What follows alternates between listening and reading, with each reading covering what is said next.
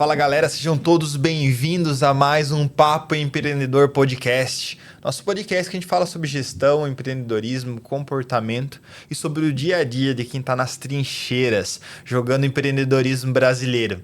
E um tema que a gente fala muito aqui, que eu gosto muito, é de como o empreendedorismo na área da saúde é uma potência nesse país. Como o bem-estar, a saúde, são produtos que fazem sentido a gente divulgar e vender para a população. E quando a gente entrega com qualidade, com gestão, faz todo sentido para a gente prosperar. Para falar desse tema com a gente, Nájila, seja muito bem-vinda. Muito obrigado pela sua disponibilidade de tempo, de energia de estar aqui com a gente. É um prazer te receber aqui para a gente falar um pouco sobre negócios e saúde conjugados. E aqui a gente tem uma tradição.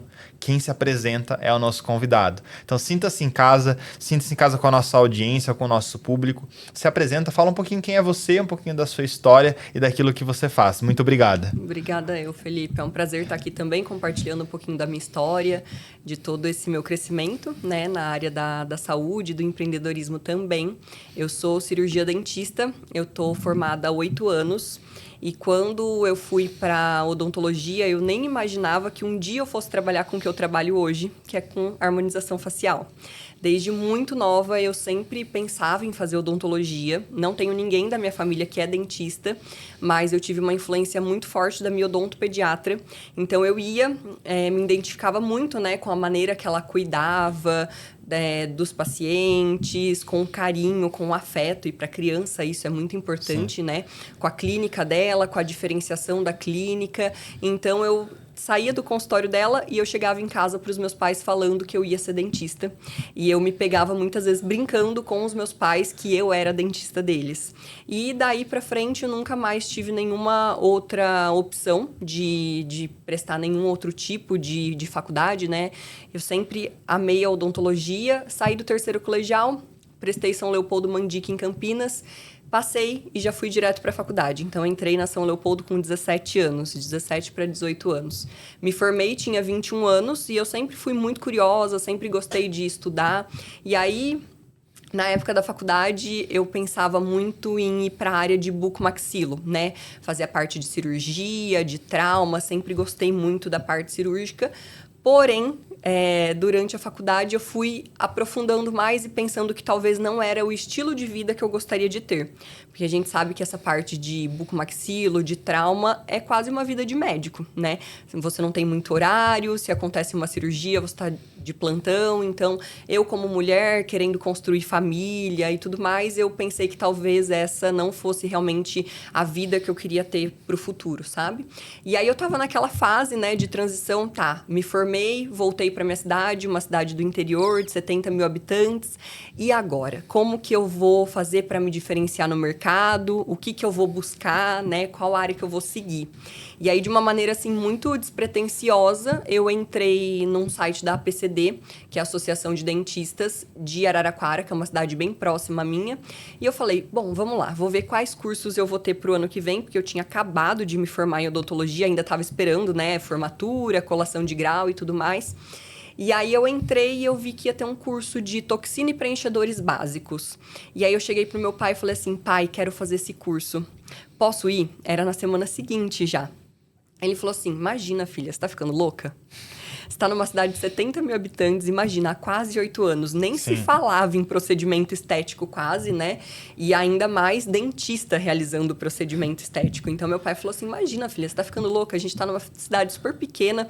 O que você vai querer arrumar num curso de botox e preenchimento? Não vai ter futuro isso. Eu falei, pai, senti no meu coração que eu devo ir fazer esse curso. Sim. E aí eu sou filha única e meu pai sempre me falou que todo mundo podia tirar tudo de mim, menos o conhecimento. Então, o que aconteceu? Ele deixou eu ir fazer o curso, pagou o curso pra mim, né? E aí eu fui fazer o curso e eu me apaixonei pela área da harmonização facial. Quando eu vi as professoras falando sobre botox, falando sobre os preenchimentos, eu já me via fazendo aquilo. E aí fiz o curso, ainda não podia atuar, né? Porque ainda tinha que esperar a colação de grau e tudo mais. No ano seguinte, teve a festa da formatura, colei grau, e aí eu comecei no consultório. Porém, como eu te falei, há 8 anos, né, não tinha como eu simplesmente falar, meu Deus, vou começar fazendo botox e preenchimento. Não. Então, eu falei assim, eu vou ter que me diferenciar de alguma forma. Tô aqui numa cidade do interior, como que as pessoas me conhecem, né, uma cidade pequena, mas como que as pessoas vão chegar até o meu consultório, né? E aí foi um jogo, assim, que eu fiz. Eu falei, bom, vamos lá. Eu vou começar, então, a atender urgência e emergência. Porque na minha cidade não tinha dentista plantonista. Era só dentista de plano, né? De Sim. saúde, assim. E aí eu falei assim, bom, então eu vou fazer isso. E aí eu comecei a divulgar meu WhatsApp em grupo da cidade, em grupo de Facebook. Criei, né, minha rede social profissional e comecei a divulgar. E aí foi aí que eu comecei a ter meus primeiros pacientes. Então, os pacientes muitas vezes ligavam de madrugada e eu ia para o consultório atender esses pacientes de madrugada. Aí foi uma época que eu comecei a perceber que todos os pacientes que chegavam para mim de urgência e emergência ou eram pacientes que a gente tinha que fazer cirurgia, mas aí retorna aquela questão que eu te falei que eu gostava de procedimento cirúrgico, então para mim não era um problema. Sim. Ou então era paciente que a gente tinha que fazer tratamento de canal. E aí tratamento de canal era punk, porque tinha sido bem complexo, assim, na época da faculdade. Tinha sido bem desgastante mentalmente falando, sabe? Mas aí eu falei, bom, se eu tô me propondo a fazer isso, eu vou ter que fazer muito bem feito, né? Voltei pra Mandique, ia uma vez por mês para Campinas fazer uma especialização em tratamento de canal, endodontia, para entregar, né, um tratamento de qualidade. Mas não era o que eu amava fazer de fato, né? Mas aí tudo que eu ia ganhando com esses tratamentos, com esses procedimentos que eu ia fazendo de urgência, eu comecei a investir nos meus cursos de harmonização facial. E aí o paciente, ele passava comigo na urgência, ele gostava do meu atendimento, ele sentia um atendimento humanizado, um atendimento acolhedor, e eu conseguia fazer esse paciente virar o meu paciente de consultório, né?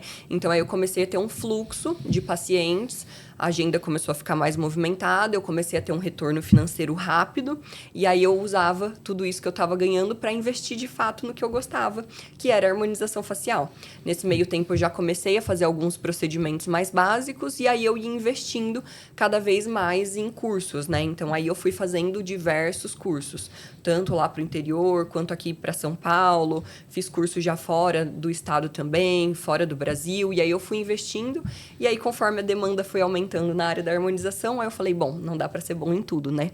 Então eu vou ser boa no que eu realmente gosto de fazer. Especialização, né? É. E aí fui e foquei só na área da harmonização. Então, hoje eu sou dentista, especialista em harmonização facial, e eu só atuo fazendo os procedimentos de harmonização facial. A parte dentária eu já não realizo mais nada, tem um tempinho significativo já. Legal, Nájila. E queria te perguntar, né? Você é profissional da área da saúde. A gente sabe que as faculdades acabam não dando tantas orientações de como é você estar na cadeira de empresário, de empreender, né? Quando você decidiu que você, né, iria ter seu próprio negócio, que você iria ser a gestora, como que foi esse processo de você falar, pô, mas agora eu preciso das minhas competências de empresária. Eu sou uma boa profissional da saúde, eu sou uma boa dentista, eu faço bem meus protocolos de harmonização facial, mas como que foi esse movimento de você entender, agora eu preciso ser gestora, eu preciso entender um pouquinho de finanças, eu preciso entender um pouquinho de RH, um pouquinho de processos. Como foi esse movimento para você? Eu acho que pra gente, principalmente da área da saúde, é um processo bem difícil, né? Porque, como você mesmo falou, a gente não aprende essas coisas dentro da faculdade, né? Então, fica muito limitado. E eu, de fato, não tinha ninguém para me ajudar. Então, foi assim, errando e acertando, né? Buscando conhecimento, buscando pessoas que pudessem me ajudar, mas foi muito isso. No começo, foi muito um jogo, assim, de erros e acertos, né? É muito difícil, empreender é muito difícil. Então, assim, foi buscando conhecimento e foi fazendo. E o ponto principal é que antes de ter o meu consultório, eu trabalhei em outras clínicas, né?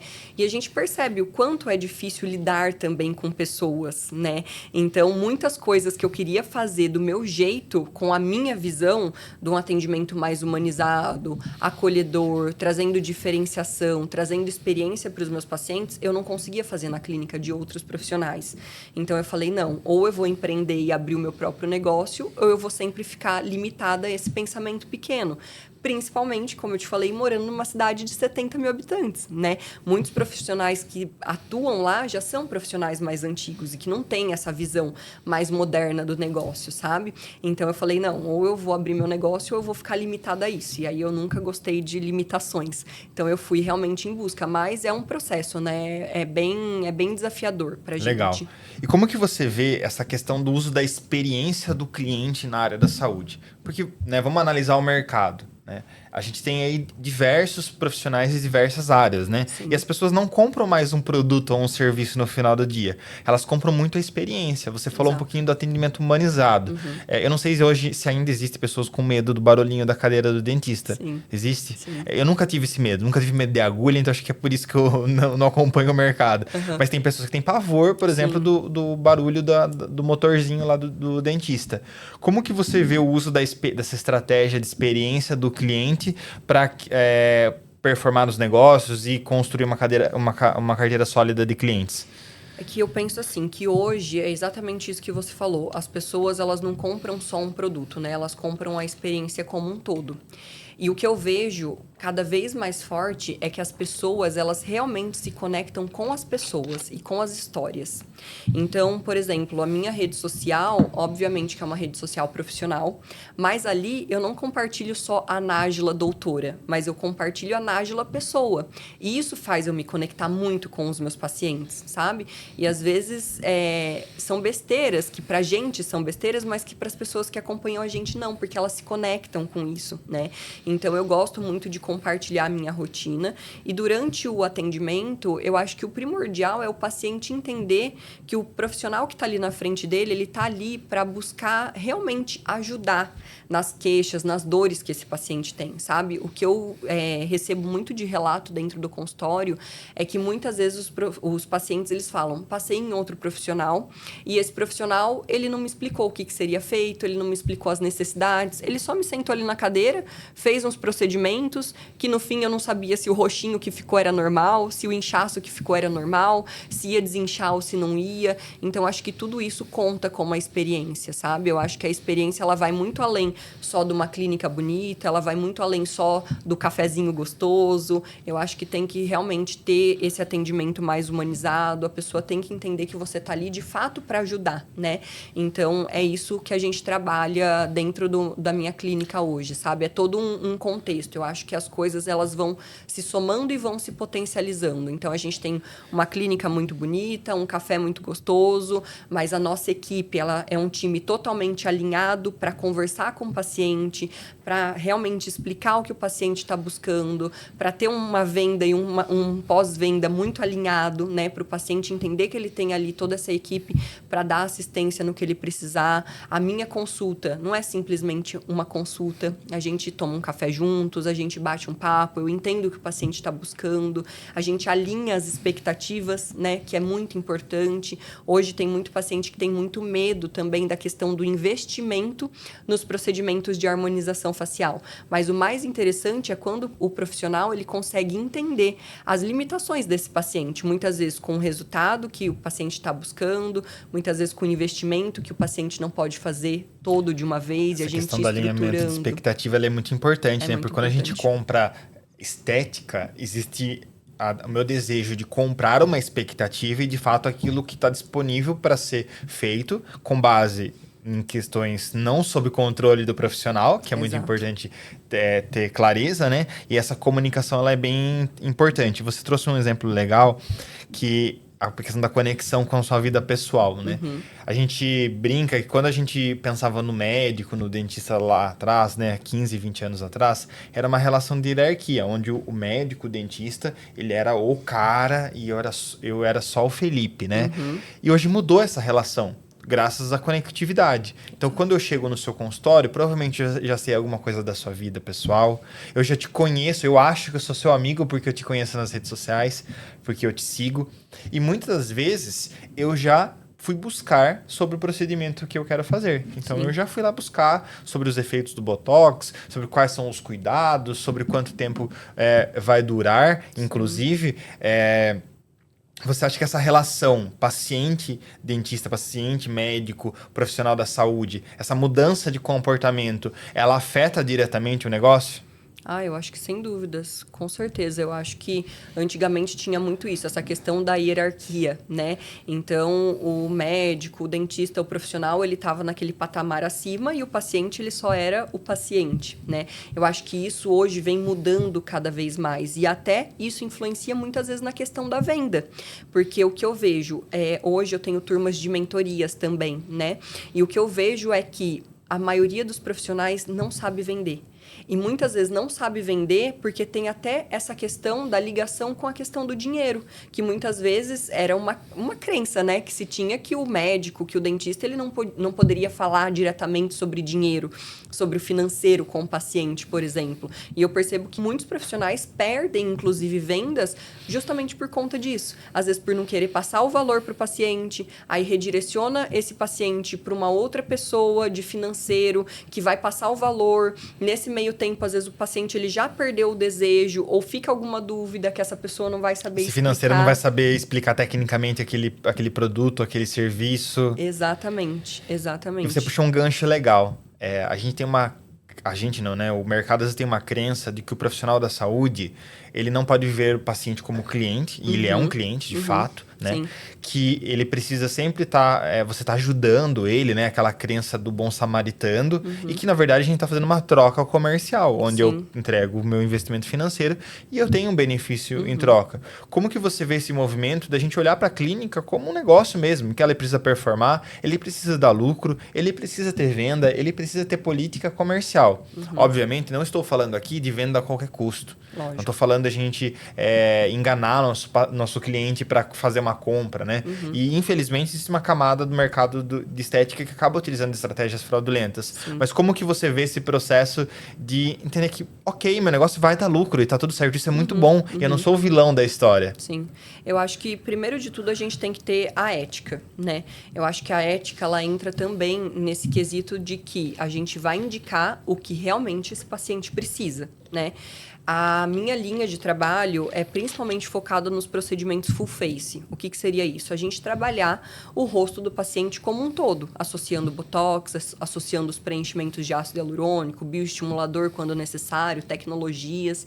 Mas o que acontece? Por que eu sou tão fã desses procedimentos de técnica full face? Porque são nesses procedimentos que a gente consegue, de fato, entregar um resultado impactante para o nosso paciente.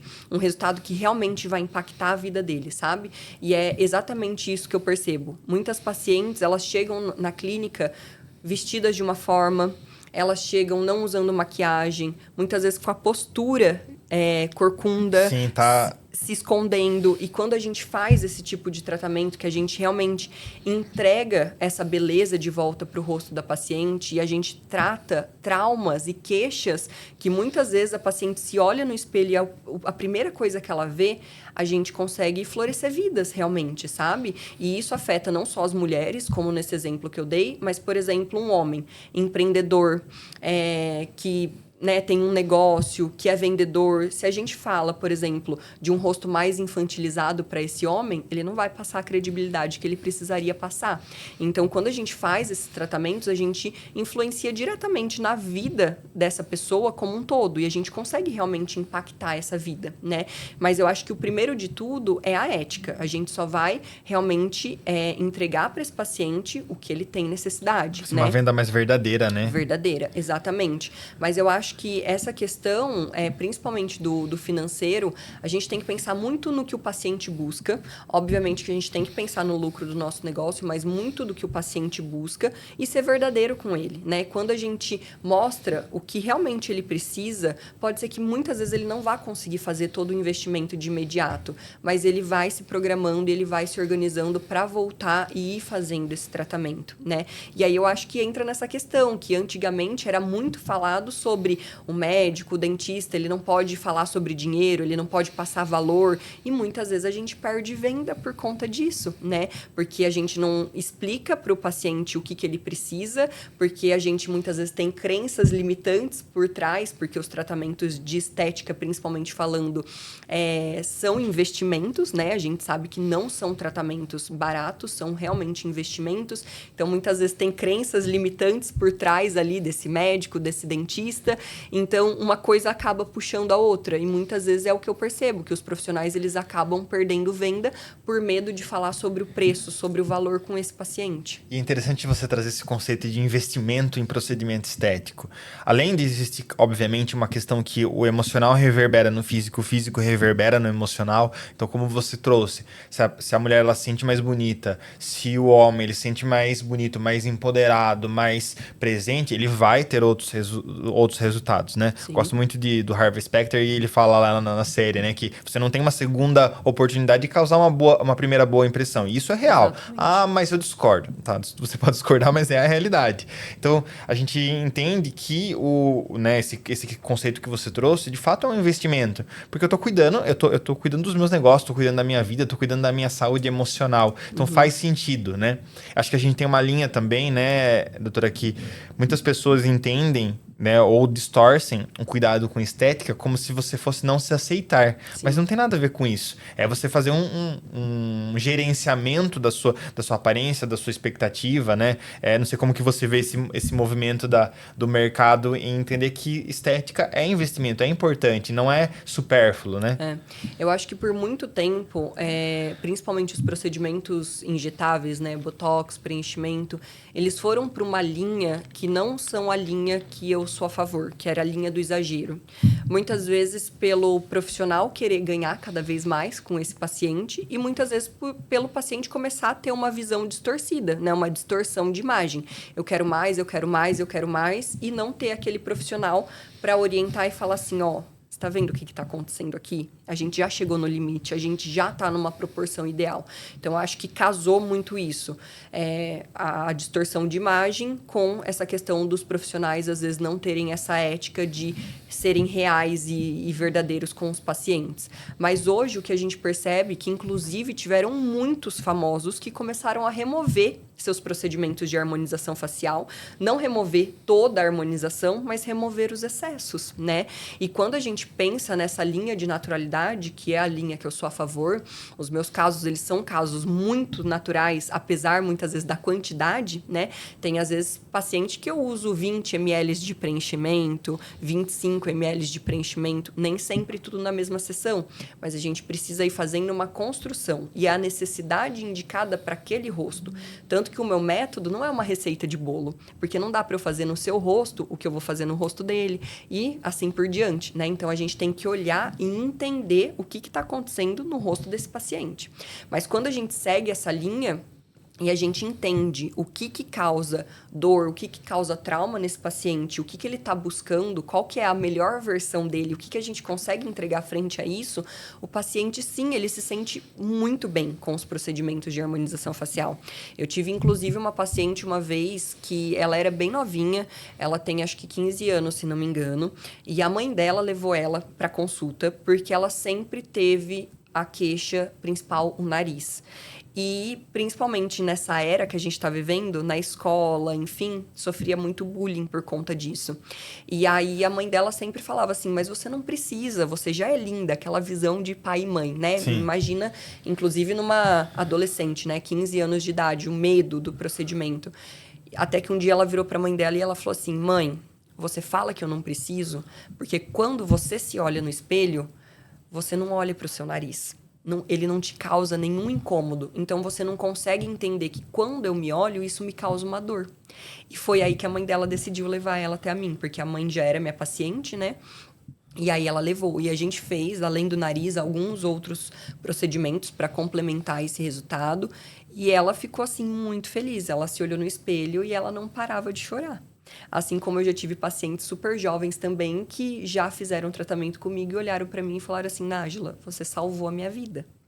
Então, é muito forte quando a gente escuta isso de um paciente, sabe? E é muito legal a gente ver o tanto que os pacientes evoluem, né? Profissionalmente, em relacionamentos, quando eles estão se sentindo bem com a própria estética. Então, acho que a estética mesmo, a harmonização facial, ela não é sobre os exageros que já aconteceram, que até hoje ainda tem muitos profissionais em todos os dessa mercados linha. vão ter bons e maus profissionais, né? Exatamente. Eu vi recentemente, eu fui impactada por algum tráfego pago, acho que o tráfego pago viu que o meu Botox venceu já, e a propaganda era assim, que a gente, como se eu pudesse fazer uma recarga de quantas unidades de Botox eu quisesse. E aí eu olhei aquilo e eu já fiz uma análise, né, enquanto negócio. Falei, olha o risco. O risco do paciente que não tem investimento, que vai fazer, sei lá, 5 unidades e ele tem uma recomendação maior, ele não vai ter resultado. Exato. E ele vai ser um detrator do procedimento estético. Ele vai falar, nossa, mas eu fiz Botox e não durou, né? Exatamente. Ou a pessoa fala, não durou ou não foi relevante. Sim. Ou a pessoa que vai ela querer gerenciar o procedimento dela e falar assim, doutora, quero 10 ml na minha boca, no meu maxilar, quero que você trave minha sobrancelha e enfim, a gente vai dar para o paciente uma questão de capacidade que ele não tem, né? Exato. Eu brinco com as profissionais que eu faço um rodízio nos clientes, né? Fazendo Botox e procedimento. E aí tem uma amiga que ela fala assim, não, dá para fazer Botox, mas é impossível fazer Botox, é você travar sua sobrancelha.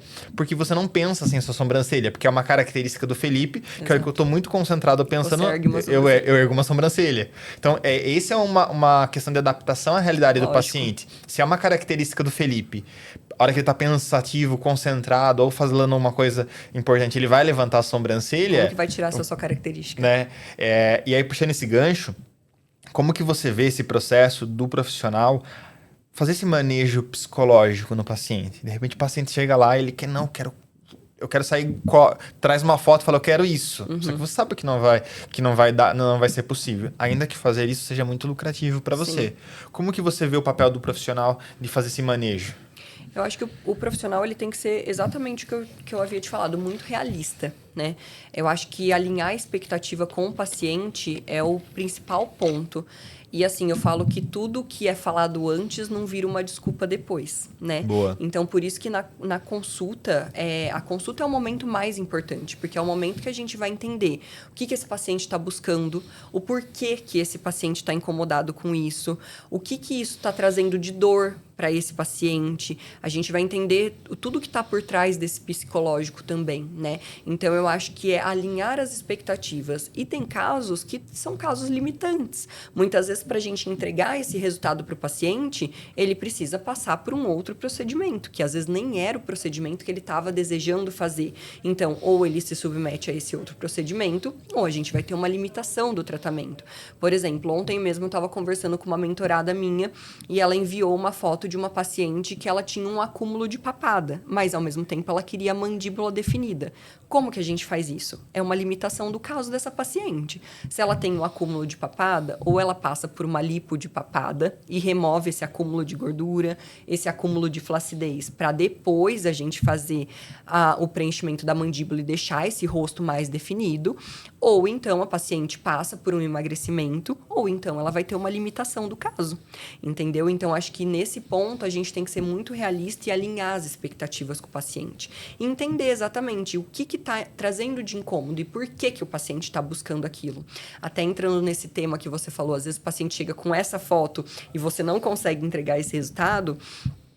Já tive um caso de uma paciente que ela chegou até o consultório mostrando exatamente isso que você falou, a foto de um lábio.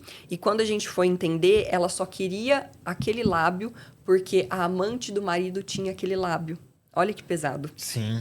Então, imagina se a gente fala para essa paciente que a gente vai conseguir entregar esse resultado para ela, sendo que isso já está causando um transtorno psicológico na vida dela e o profissional promete e não entrega. Como que vai ficar esse psicológico dela? E mesmo essa dela? entrega, ela não vai ser benéfica, né? Exatamente. E é a estratégia de você falar, não, esse cliente eu não preciso atender ele, né? E acho que é uma questão de senso de propósito, porque a gente faz aquilo que a gente faz, né? Exatamente. Então, acho que o alinhamento de expectativa é o principal ponto, assim. Doutora, quando a gente fala harmonização facial, a gente tem, né, os hypes e os haters. Se você pudesse definir, eu sei que você tem essa linha da naturalidade, uma linha que eu concordo bastante também. Sim. Não acho que seja relevante uma fábrica de bocas e uma fábrica de narizes e de mandíbulas. Mas como você definiria a harmonização facial? Se você fosse contar para uma criança que não sabe o que com base nessa técnica da naturalidade. Eu acho que a harmonização facial, ela se resume a procedimentos estéticos, podendo ser botox, podendo ser os preenchimentos, bioestimuladores de colágeno, tecnologias que hoje estão muito em altas, que vão realçar ainda mais os pontos positivos do rosto daquele paciente e melhorar os pontos que estão trazendo incômodo para o rosto, sabe? Então, é associar, né, tanto a questão do rejuvenescimento quanto o embelezamento. Tudo que a gente faz na região central do rosto do paciente, então, olheira, nariz, bigodinho chinês, lábio, queixinho, toda essa região central, essa linhazinha de marionete, a gente traz o quê? Rejuvenescimento para o rosto, né? Porque se a gente pensa, por exemplo, numa paciente de 40, 50 anos, quando a gente pensa nessa paciente, a gente não dá 40, 50 anos para uma pessoa só porque ela tem um bigodinho chinês. É porque ela já tem um pouquinho da olheira, é porque o lábiozinho já está desidratado, linhazinha de marionete já está mais caidinha. Então, tudo que a gente faz no centro da face, a gente traz rejuvenescimento. E tudo que a gente faz aqui para a região mais posterior da face, então, regiãozinha aqui do malar, a mandíbula, esse contorno, a gente traz mais embelezamento para a face. Então, quando a gente junta os dois, a gente junta o que a gente busca, rejuvenescer e embelezar o rosto da pessoa. Muito bom, gostei da sua explicação, muito didática, parabéns. Obrigada. Doutora, quando a gente fala de gestão de clínicas estéticas e saúde e bem-estar, um dos nossos grandes objetivos é ganhar retenção, recompra, né? Na sua visão, você com sua turma, né, de mentoradas, quais são as estratégias que você considera essencial para reter um cliente dentro de uma clínica de estética? Eu acho que é basicamente isso que a gente falou aqui já no início do podcast. Eu acho que o atendimento humanizado, um time muito alinhado, o paciente ele tem que entender que é muito mais para ele do que para nós, e ele tem que entender que ele tem essa equipe ali por trás realmente preocupado com ele, né? Então, até uma questão pós-venda, ele é muito importante. Por que a gente vai mandar uma mensagem só para o paciente a cada 3, a cada 6 meses? Oi, tudo bem? Venceu o seu Botox, vamos agendar? Sendo que o nosso time comercial pode manter o contato com esse paciente. Se esse paciente ele falou pra gente no consultório que ele vai fazer um botox porque ele tá indo pro casamento do filho, por que não fazer um rapport? Mandar uma mensagem para esse paciente: oi, fulano, tudo bem? Tô passando para saber como que você tá. Sei que tá sendo o casamento do seu filho. Manda foto pra gente ver como que você tá toda linda com o procedimento de harmonização. Então, tudo isso são técnicas que a gente usa para fidelizar cada vez mais esse paciente dentro do nosso consultório, né? Além do resultado, que tem que ser de excelência. Sim, conexão, né? Exatamente. Se você for pensar no como a pessoa se conecta com você, ela é muito importante, né? Tive um caso, normalmente quando você liga num call center, a nota nunca é boa, né? Eu tive um caso que eu achei engraçado recentemente. A companhia aérea teve um problema com o meu voo, e aí eu iria entregar um carro alocado em uma unidade e eu precisava mudar. Eu entrei no aplicativo da locadora e não conseguia achar onde estava o formato. Eu peguei o telefone e liguei. Eu não sou a pessoa de ligar. Eu não faço ligação normalmente. E liguei. A moça me entendeu. Felipe, você iria entregar seu carro em Congonhas, correto? Eu falei, isso mesmo. Tá, onde você quer entregar? Eu falei. Ela falou, já alterei. Só que vai ficar mais barato, então vai gerar um crédito. Tô estornando na sua fatura do cartão. Te ajuda em algo mais? Eu, não. Ela, pode avaliar meu atendimento? Eu falei, moça, queria te dar um feedback. Você foi muito ágil. Eu não estava esperando por esse atendimento rápido, né? E que ela se conectou comigo. Não. Ela falou na chamada, que pena que a companhia mudou seu voo. Então, ela gerou uma conexão emocional. Lógico. E fez com que eu desse uma nota 10. Dificilmente uma locadora no call center tem uma nota 10. Sim. No NPS. Mas foi muito motivado pela capacidade do profissional de se conectar com a minha dor naquele momento. Sim. Porque o seu problema, eu só queria resolver onde eu iria entregar o carro. Então, acho que essa questão do relacionamento pós-venda, o CX, ela é muito importante para fazer gestão de novos clientes e de reter aqueles que estão conosco dentro da nossa base, né? Com certeza. Legal. Doutora, quando você está no hall dos seus amigos, no churrasco, no barzinho, e o tema é empreendedorismo, quais são as pautas que você não deixa de jogar na mesa? Eu acho que, muito do que eu já falei, né? Eu acho que a diferenciação é o principal ponto. Eu acho que no mercado que está crescendo muito rápido, principalmente como é o meu mercado, né, o mercado da estética, eu acho que a diferenciação é o que realmente faz com que a gente se diferencie e a gente esteja no topo, né? Então, atendimento de qualidade, os resultados de qualidade, resultados impactantes, um atendimento humanizado, essa experiência do cliente, eu acho que tudo isso faz realmente virar a chave, né? Eu acho que é muito importante. E a resiliência também, né? E a coragem de empreender e de ir sempre em busca de mais e fazer o negócio crescer e dar certo. Então, acho que seriam esses 2 pontos. Muito bom. Doutora, eu queria te agradecer pela companhia nesse podcast. Foi muito bom falar com você, trocar ideia, entender quais são as estratégias que estão sendo usadas aí no mercado da estética. Sei que você tem um programa de mentoria. Queria que você deixasse suas redes sociais para nossa audiência poder buscar você lá, para querer fazer um procedimento, ou até mesmo para comprar algum produto de educação que você tenha. Com certeza. Eu que agradeço. Foi um prazer estar aqui com vocês. Minha rede social é doutora, DRA.Nájila Vicentini. Acho que dá para deixar, não Sim. sei, né? Porque meu nome é um pouquinho difícil, né? Tem gente que é Nájila, Najla Vicentini. Tanto Instagram quanto TikTok. Lá no Instagram, no link da bio, a gente tem tanto o meu contato daqui de São Paulo, né? Que eu faço os atendimentos aqui na capital, mas também tenho o contato de Taquaritinga, que é interior. Então, para quem está lá pela região, também dá para passar por atendimento lá. E as mentorias, direto, contato comigo pelo direct ou pelo WhatsApp, as meninas redirecionam ali direto para a mentoria, para quem for da área da harmonização. Muito bom. Muito obrigado pela companhia. Eu que agradeço. Pessoal, muito obrigado pela companhia em mais um podcast Papo Empreendedor. Você sabe, para acompanhar nossos conteúdos, vocês nos acham em todas as redes sociais como @Papo Empreendedor Podcast. Muito obrigado pela companhia novamente e até a próxima.